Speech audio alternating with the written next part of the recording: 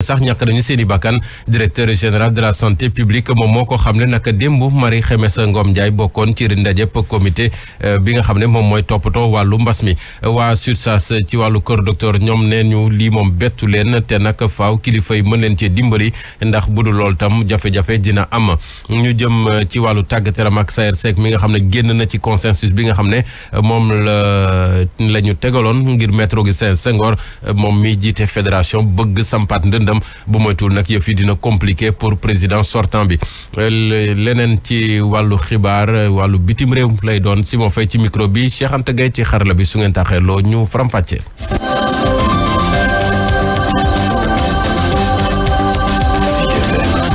Zik FM rajo leader salaamaaleykum mbokk yi déglukat yi di ñu dégloo Ndakaaru ak tam ci biir diwaan yi mbasub Covid 19 gi ak takkarnaase gi am fan yi ci wàllante gi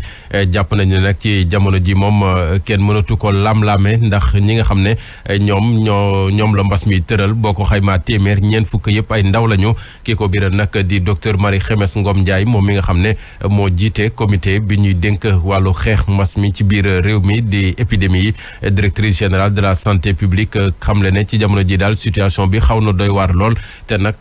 ci ñi nga xam ne tam feebar nañu nemmeeku nañ ci ay xale ñeneen ñi sax ñaari at lañu am ñu ngi ci biir CTE yi Alassane Balde. ñu ngi wax ne daal itam am na loo xamante ne mu ñuy jaaxal ci personnel de santé bi nga xam ne ñoo nekk ci biir structure de. tolluwaay mbas mi jamono ji nag ci réew mi mel na lu dalul lu xel suñu sukkandikoo ci kàddu yi docteur Marie Khemesse Ngom Ndiaye gannaaw ndajewu CNG bi ñu doon amal niki tey. jaaxal mooy yeewu nañu ak. juróom benn fukki cas yi ñuy wax cas grave gis nañu tamit ne fukk ak juróomi nit génn nañ àddina. la ca gën a yéeme nag di ndaw ñi nga xamante ni bokk nañ ci gën a loru ndax ci téeméer boo jël rek ñeent fukki ay ndaw lañu. ñaar fukki at ak juróom ba dem juróom benn fukki at ak ñeent. yëf yaa ngi ñëw ci ñoom gis nañu itam jigéen ñi am nañ ci solo lool parce que dem nañ ci ba 54%. ñoo dollee ko si tout tànk yi ndax jamono ji juróom-ñeent ci ñoom ñu ngi ci l'hôpital. ñaari at lañu am gis nañ ne am nañu feebar bi. am nañ ci tolloog 9 mooy juróom-ñeent te gis nañ ci yoo xam ne tamit gaañu nañu faatu nañ ci ñooñu faatu itam am nañ li ñuy wax comorbidité mooy dañoo am feebaru dëkkaale. waral nag CNG daal di sàkku rek ñëpp gën a farlu ngir rek ñu daal di dàq li nga xamante ni mooy wàllante bi ci askan bi loolee dong war a mën a tax rek ñu delluwaat ci anam yi ñu daan dundee ci ni mu gën a gaawee. Alassane Balde wàllu kër docteur ñoom ñi nga xam ne ñoo jiitu ci xeex bi di toppatoo maladie ñoom tam jot nañu ci mbir mi ne ëpp nañu sax ñeenti téeméeri ñoo xam ne wàll nañ leen ñenn ñi sax ñàkk nañ ci seeni bakkan ñu déglu ci leeralu directrice générale de la santé publique. docteur Marie Khemesse Ngom Ndiaye. ñu ngi wax ne daal itam am na loo xamante ne mu ñuy jaaxal ci personnel de santé bi nga xam ne ñoo nekk ci biir structure de santé yi moo xam CTE la fi ñuy fajee Covid bi moo xam foo xam ne du CTE te gis ngeen ne benn personnel boo xamante ne feebar na rek day am gàllankoor ci biir faj bi rawatina nag fan yi dañ ci am ñoo xam ne dañoo génn àddina. réaction wu ñi nga xam ne nag ñooy wàllu syndicat kër docteur ñu mel ni waa SUTSAS nee ñu lii bettu leen ndax waa kër docteur ñenn ñi jot nañu ci mbas mi ñenn ñi sax ñàkk ci seeni bakkan te nag kilifa yi wax dëgg yàlla aaruñu leen aar ba nga xam ne moom moo ci war te lii nag bu ñu leen taxawul dina métti ndax nag li ñu am ci wàllu médecin ak yeneen yu di mel doyul sax ci biir réew mi kon ñeneen buñ ci naree loru dina métti Mbaalu Dia ci am jiite SUTSAS ci téléphone Alassane Balde. ça yàgg nañ ko wax. il faut que ñu protéger personnel bi. protection agent bu ci nekk la nga jox ko ay masque jox koy gel yu doy daal koy wutal ay thermoflash ak yu mel noonu loolu moo am solo mu mën a respecter yeneen yi léegi nag loolu aussi jeexital bi mooy bu fekkee personnel boobu yëpp feebar na ñiy génn àddina mais vague yi di continuer nit ñi di gën a feebar kan moo leen di faj finalement te ñoom aussi seen waa kër yi dañ leen soxla structure bi ñu nekk aussi day manqué bi surtout que ñun dañoo manqué personnel daanaka ministère de la santé boobu manqué di nañu wax monsieur le président de la République mu recruter du personnel ñu ngi nekk fi di chômer ay médecins ay pharmaciens ay sages-femmes ay travailleurs sociaux ñëpp ngi chômer. ñeneen ci wàllu kër docteur di ay kinésithérapeute ñoom ñi nga xam ne ñoom ñooy massé nit ñi ci wàllu kër docteur ñoom tamit nag ñi nga xam ne dañoo amee mbasu Covid 19 buñ ci génnee dañuy soxlaay massage ngir jàppale leen ci seen wàllu cër ak yeneen yu ni mel te ñoom nag dañoo am contact direct ak ñoom te kon ñoom tam mbir mi mën na leen laal bu ñu sukkandikoo ci président association kinésithérapeute yu Sénégal Cheikh Seck di ci ndaay leeral ñu déglu ko. di jàpp malade di ko yëkkati loolu on est en contact mais damay wax rek bu ñuy wax agent de santé. même boo nekkul agent de santé li gën a am solo mooy saa yow duggee rek na nga jël say précautions et parfois il nous arrive même que nit boo deful sax même attention boo xuma la yow sa wàllu bopp nga protéger mais mën nga exposer say waa kër ku nekk yaay sàmm sa bopp par exemple saa yi nag même boo amul moyens yooyu di nga ut say gel mën ko teg di raxasu à chaque fois entre deux malades mais aussi di sol ay gants moo tax toujours il faut ngay def attention ak affaire dama noonu il arrive parfois nag on est débordé parce que Cheikh Seck moom ba léegi moom la ñuy desal ak mbas mi ku ci feebar ba wér mën nga am ay séquelles yooyu mën a jëm nag ci luy téye say cër ba ci sa noyyi sax te loolee yëpp dafay soxla ñu taxaw la rawatina ci wàllu kinésithérapie Cheikh Seck ñu déglu ko. am na rôle bu muy jouer poumon am na lu muy jouer yeneen am na lu muy jouer mais loolu harmonie boobu boo toogee defloo activité. bu dee muscle la même boo tëddoon fii tey lu yàgg tuuti rek boo yeewoo sa yaram day nagam wala mu fasu donc li ñuy wax trouble du décubitus am na ay conséquences sur le plan articulaire sur le plan musculaire aussi day créer ay contractures mais pour feebar bi nga xam ne moo am feebar bi ci poumon la poumon tamit benn genre ballon la boo xam ni dafay ubbeeku bu ubbeeku day jël air parce que air boobu oxygène bi la soxla mais nit ki aussi mën na fekk mu am yeneen i feebar yu mën na répercuté wu ba loolu dafay am njeexital ci par rapport ak nit ki pour mu mën a def da nga ci gis koo xam ne mënoon na jóg dox 1 kilomètre wala 2 kilomètres mais bu feebaree ak poumon yi la woon bu doxee sax même lu matul 100 mètres commencé sonn yooyu yëpp ay conséquences la. mbas mi ci boppam nag ak ay wes wi nga xam ne ci lañ toll diggante ñaar fukki fan ak ñett jëm fanweeri fan ci weeru sulet bi daanaka mën nañoo xayma juróomi junni nit ak ñeenti téeméer ak fanweer ak juróom-ñaar ñoo xam ne am nañ ko Dakar nag moom moo ci ëppale ak ñetti téeméeri junni ak ñetti junni nit ak juróom-ñeenti téeméer ak juróom-ñeenti malade yoo xam ne dañ leen testé positif ci biir diwaan yi nag mboole seen junni ak juróom-benn téeméer la ak ñaar fukk ak juróom-benn muy diggante Thiès Diourbel ak Saint-Louis ñoom ñoo ëppale ci cas positif yi.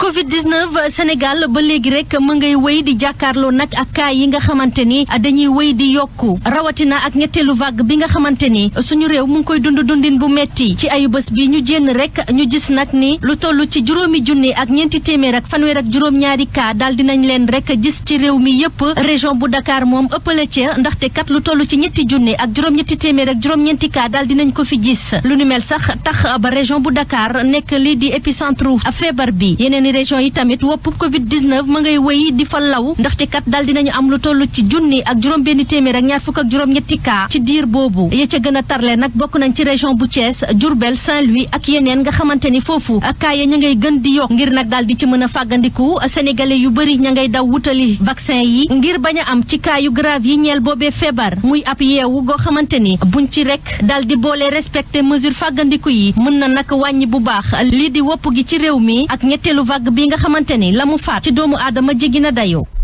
Ndeye Khady Thiam Tall yéen a ngi fàttali ko tam ne ministre de l'intérieur jëloon na dogal ne masque dañ ko war a takk ci béréb yi nga xam ne dafay am mbooloo ñu tuddee ko lieu public comme lieu privé yi masque boobee nag takk boobee démb la waroon jeex waaye ministre bi jëlaat beneen dogal beneen arrêté boo xam ne dañ ciy dolliwaat ne ñetti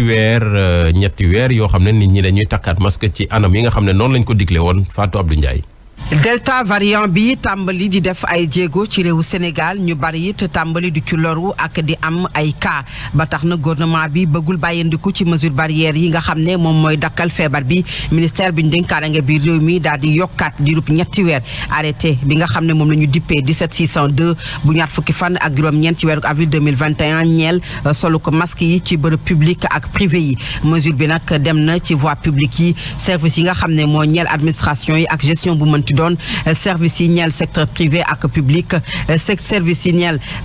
ñeel secteur privé bërëb bu jënd ak jaay ba ci sax oto yi nga xam ne ñooy yàpp lu mooy rek ñaari nit ay mesures yoo xam ne kon dafa fas yéene door ba sug tey fépp ci réewu Sénégal ministère bi ñu dénk kaaraange bi réew bi yamu ci mi ngi woo askan wi ñu jëfee yooyu mesure lu ko mooy képp koo xam ne defoo ko dinañu jël ay daan te ko ci sa kaw ni ko loi ak règlement waxee mu des nag ndax sanction yooyu ñuy wax daañu ko jëfee lu mu ci mënti doon bi yoon it ñu daal di taxawalaat port obligatoire bu masque ci bërëb yi nga xam ne moom lañ jëppee public ak privé mu doon beneen jéego ci xeex wàllu mbas ci réewu Sénégal. Fatou Abdou Ndiaye ñu lay gërëm di la sant 8h jot ba tegal ñeent fukki simili ak benn. ñu wax ci nawet bi ci jamono ji ñëpp a ngi séentu taw ci gox yu bëri yu mel ni Ndakaaru waaye taw bi ba léegi des na wàccagul sunu borom wàcceegu ko tax na nag ba ñenn ci béykat yi am njàkkare ci jamono ji waaye buñ sukkandikoo ci njiitu force paysanne di ab kuréel gu ëmb ay béykat ci biir kaw gi ne jafe-jafe amagul nañu séentu rek weer wi xëy na ci weeru août wi ñuy dëkkmal mu tàmbalee taw te bu boobaa tam du yàq dara ci nawet bi Aliou Dia indi ci ay leeral ñu déglu ko. Le 8 juin la tawoon tawaat na également le 9 juin tawaat na itam le 10 juin ñi nga xam ne ñoom dañoo France woon maanaam avant mu taw am na ñoo xam ne dañuy ji dugub waaye ñi ci ji woon gerte ñu tuuti la ñu wax la météo waxoon na moo ñëw diggante le 10 juin ak léegi presque boo ko xooloo centre réew mi tawaatul mais ñi ci jotoon na ji nag bu fi may wax ak yow sax la ca saxoon deewul koy wattu kon su tawee ci diggante bi loola dana mën a nekk gàncax kon daal na xelu nit ñi dal nawet bi moom dara lu ci nit war a mën a sikkal amagu ci te itam bàyyi woon nañ ko xel ndax li météo waxoon dafa méngoo itam lu suñ mag ñi doon wax ndax mag ñi dañuy takk naan dënnuñ feetu na penku te bu feetal penku dana làqu lu man ñeent fukki guddi door a génn kon fa dëlluñ génnee woon ak fi may wax ak yow ay ceebu xaju ci lépp lu fi tawoon lañ ko tuddee ay rëcc waaye doonu toon ay ceebu. Xibaaru bitim réew. wàllu bitim réew Mali lañ koy tàmbale ak premier ministre de transition ba nga xam ne moo fa ne di Choguel Maïga démb nag joxe na plan bi nga xam ne moom la gouvernement ba teg ci ajuma ji ngir ne ñu mën a dem ci ay élection ci kanam ngir transition biñ ci séntu mën a am mu ngi yëkkee kàddu nag ci kanamu membre conseil national de transition bi nga xam ne moo remplacé assemblée législative ba nga xam ne moom moo war a am ci biir réew ma ci ab session extraordinaire accord bi nga xam ne nag moom la ñu am dafay gën a dooleel l'armée ba daal ci fa mu téye nguur ga wala tam séntu nañ ci sax ay élection yu leer bu fekkente ne yëf yi tegu na ci yoon premier ministre bi am ci yaakaar États-Unis sanctionné naka démb ñaari kilifa yu mag ci police su Cuba ak ñeneen ñoo xam ne ñu nga ca police ba ay kilifa ci li nga xam ne daal nee ñu seen loxo dugg na ci manifestation yi nga xam ne fan yee amoon na ci biir réew Cuba ba gouvernement ba dal seen kaw askan wa jaarale ko nag ci waa police ñi nga xam ne ñoo yor kaaraange réew ma kenn ci kilifa yi nag ci ñi nga xam ne kon ñoom lañ ci joxoñ baaraamu tuuma ne nag lañ koy toppee jëm na ci salfaañe wareef ak yelleefu doomu aadama États-Unis sax dolli na ci liste noire am waa kilifa yooyu nga xam ne ñoo nekk ci police su Cuba yéen a ngi ci Zik FM la rajo leader.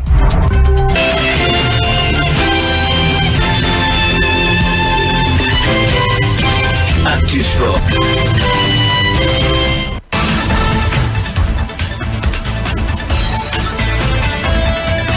wàllu tàggat yaram ñu ngi leen ko doon wax sànq ci boppu xibaar yi ak Sayer Seck mi nga xam ne bokkoon na ci ñi retiré woon seen candidature ne ngir jàppale Maître Augustin Senghor ñu tuddee woon ko consensus waaye consensus boobee Sayer Seck moom génn na ci mu nekk ñeent ci candidat yi nga xam ne ñoo taxaw samp seen dënn ngir laaj fédération sénégalaise de football moom nag nee na consensus. xotti na consensus bi te yu baree bari looloo tax moom Sayer mu taxaw temm balaa kenn di ko dëkkal ci kër gu mu dëkkul rawatina bi nga xamee ni coow li bari na lool ci biir réew mi ñu bëri comprendre ñu li xew rawatina sax bu jóge ci moom Sayer Seck mu des nag ci communiqué bi est-ce que dina mën a convaincre ñi nga xam ne ñoom ñooy ay partisans am faraloon ko wala sax ñi nga xam ne nekkuñu ci kawam yàlla rek a xam li wóor te am mooy communiqué bi xam la na ni ci leer que ni Sayer Seck d'accordul woon ci Augustin Senghor nekk candidat consensuel loolu nag dina ëlëm ñu bëri ndax moom Sayer dafa renoncé ci candidature am rawatina sax document ba ñu présenté signature am mu ngi ci biir li wóor te am mooy xamaguñu lépp ci histoire consensus bi waaye plus ñuy dem plus ay mbir di feeñ ndax nag fii ak AG bi lu ne xaj na fi. Lamine Gueye Maître Augustin Senghor moomee mi ngi woon démb ci bët saalumu réew mi foofu nag daje nag ñi nga xam ne ñoo yëngatu ci wàllu tàggat yaram rawatina wàllu football te ñooñee tam nee ñu ba léegi confiance ba ñu amoon ci moom la ñu am ba léegi te moom Maître Augustin Senghor mi ngi am yaakaar ba ne Madi Touré beneen candidat bi nga xam ne moom la war a jonganteel dina ñëw bokk ci consensus bi balaa élection assemblée générale bu seetut wala sax bu assemblée bi passé ci boppam ñu déglu ko. waaw am nañ si yaakaar parce que moom am na li ñuy wax liberté.